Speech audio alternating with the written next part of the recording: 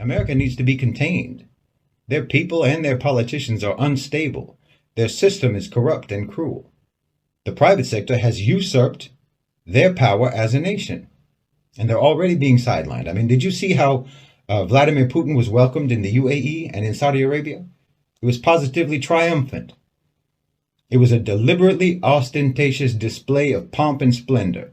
It's just like a girl posting pictures on Instagram of how much fun she's having with her new man because she knows that her ex is scrolling her account and she's just trying to make him upset and jealous. That was a deliberate message to the United States. They threw Vladimir Putin a party when they left Anthony Blinken sitting on the tarmac. It's not subtle. They treated Blinken in the Middle East like he's Fredo Corleone in Las Vegas. Remember that movie, What's Love Got to Do with It? You know, about the singer Tina Turner and her abusive relationship with her husband and manager, Ike Turner. Well, America is Ike Turner, and the rest of the world is Tina, especially the global South. You know, in the beginning in that film, Ike Turner is this cool, handsome, charismatic man, business savvy, charming, with some degree of talent. But he sees much greater talent and potential in Tina Turner. And so he parasitically leeches off of her talent, giving himself a status and a lifestyle that he could never achieve on his own. And of course, he does this through manipulation, bullying, abuse, and violence. Well, that's America to a T. The talent, potential, and of course, the resources of the global South have made America and the West in general rich. And it's made them have a status and a lifestyle that they could have never achieved on their own. And they have used manipulation, bullying, abuse, and wholesale violence to maintain their control and their access to those resources and talent.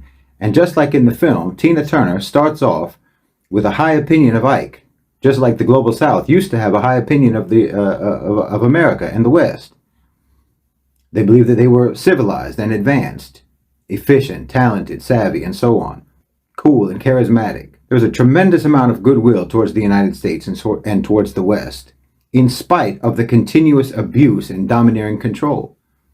Just like a battered wife who tells herself that her monster of a husband actually means well, you know, that he has a good heart, that he loves her, tells herself that the abuse is probably her fault. It's because of her own shortcomings and her own failures. She brought it upon herself. And of course, she tells herself that he will change. And he tells her that too. Well, the global South has been telling themselves this for decades, all of this.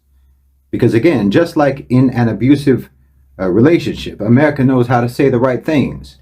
They know how to play with our emotions, how to push our buttons, how to manipulate their way out of accountability for battering, abusing, and terrorizing everyone in the world. But again, just like in the film, how Tina Turner eventually gets fed up and recognizes and acknowledges what a monster Ike actually is. Then she leaves him. And that's what the global South is doing right now.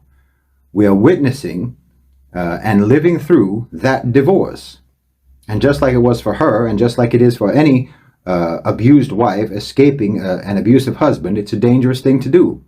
But the fear is gone. And once the fear is gone, the power is gone, the mystique is gone.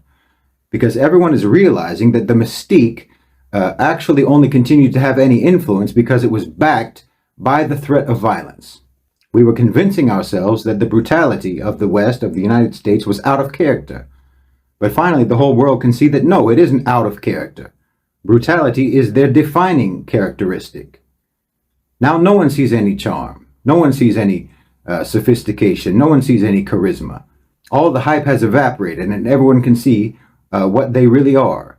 It's an undeveloped, dysfunctional society, a narcissistic society that is insecure, dependent, needy, pathologically deceitful, jealous, and immature. Anything and everything that was ever appealing or attractive has wasted away. And when they try to use the same lines that worked in the beginning, and they try to use the same bullying tactics that worked in the beginning, after everyone can see what they really are, well, it's just pathetic. You know, America has become a twitching alcoholic who can barely mumble a coherent sentence. They still have their hangers-on, their entourage of countries that sniff the vapors of the West's glory days. Just like how in a divorce, there's the friends of the couple get split up between the spouses. And those people still talk to each other like they're still on top. But when America tries to throw their weight around, there's a distinct and palpable sense that they're reminiscing, because everyone knows it's over. Like, for example, when America tries to gaslight and manipulate the world into thinking that China is going to attack Taiwan. This only works when you can keep people completely shut off from the outside world. The same way, again, that an abusive husband tries to control who his wife can speak to because he wants to ensure that he is her only source of information about the world. That's the only way he can protect his lies. Once she gets away from him and she starts talking to other people, she realizes that he had painted a completely different picture that bears no resemblance to reality, just as a control tactic. Well, America might well believe that China will attack Taiwan, because attacking is the only thing that they understand. Because again, all of the even semi-decent qualities that they used to have evaporated, like diplomacy, negotiation, soft power, and so on. So now nothing is left in their minds but violence. But China doesn't operate like that. Nobody operates like that. For everyone else in the world, besides America and besides the Zionists that America supports, war and violence are genuinely the last resort, not the first reflex. And you won't hear anyone talking about a Chinese invasion of Taiwan except America and Americans. Nobody in the region believes that for a second.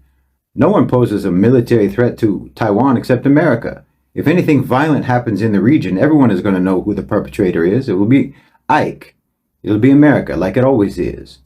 Like I've said before, they've lost the global south. And they're even losing many of their own people because, yes, they are abusive and bullying towards their own citizens. And while many of their citizens may still suffer from essentially battered wife syndrome, and they still believe everything that the government and the mainstream media tells them, there is an increasing number of people who have woken up. And one of the main causes of their awakening has been Gaza. And I believe that you would see a lot of support among Americans for invoking Article 6 against the United States and having America expelled from the United Nations. Because America has used the values and principles to manipulate people, but many people sincerely hold those values and principles. And they feel ashamed and angry and betrayed by their own country, and with good reason. Many people are deciding that their affiliation and their loyalty is to those values and principles and not to a country and to a government that blatantly and persistently violates those values and principles. So there are many people in the United States and across the West who feel in their hearts that they identify with the global South. And they feel solidarity with the global South. And they feel solidarity with the Palestinians. More than any hollow, shallow, unjustifiable sense of nostalgic patriotism. They're realizing that any sort of patriotism constitutes love for a country that doesn't exist, that never existed. A theoretical country, a theoretical society, but not one that ever actually existed in practice. And holding on to their love for that theoretical society makes them love any society or any country or any people who genuinely are dedicated to those sorts of values and principles in practice that America only ever talked about in theory. It's just, again, like an abusive wife who continues to love the concept of the man who she thought her husband was, but realized that her husband is not that man. So she still hopes that such a man might exist, or that someone at least trying to be such a man exists, and she moves on. And many Americans and many Westerners are moving on. And they're looking for anyone in the world who actually lives by the values that America claims to live by but doesn't. And yes, obviously, this is a big part of why so many people are coming to Islam, because they're leaving the counterfeit for the real thing. The West didn't raise you right because you don't matter to the West. They don't care if you have knowledge. They don't care if you have an education. They'll pass you on up to the next grade whether or not you can read or write, because you don't matter.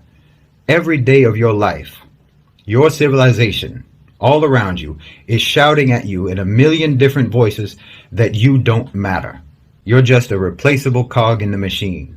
Everyone in the West is regarded as disposable by the West, and still you defend it as the pinnacle of human refinement. You need to break that spell because you're living in a trance of propaganda that's all designed to keep you oblivious to your own humiliation.